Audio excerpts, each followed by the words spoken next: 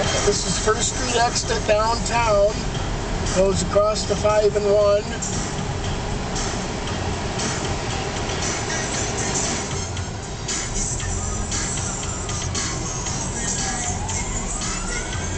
Oh, this is Quake Roads again. And this is down about, what, 5-6 feet from what it really has been.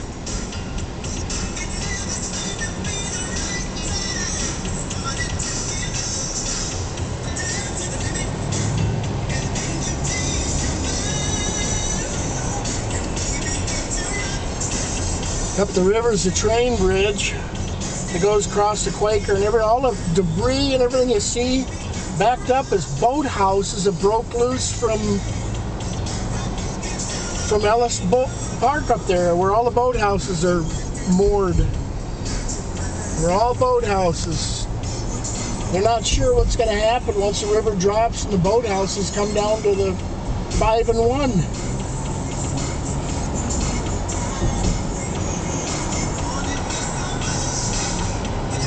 Just a flood. Just a flood, Mick. We've flooded before.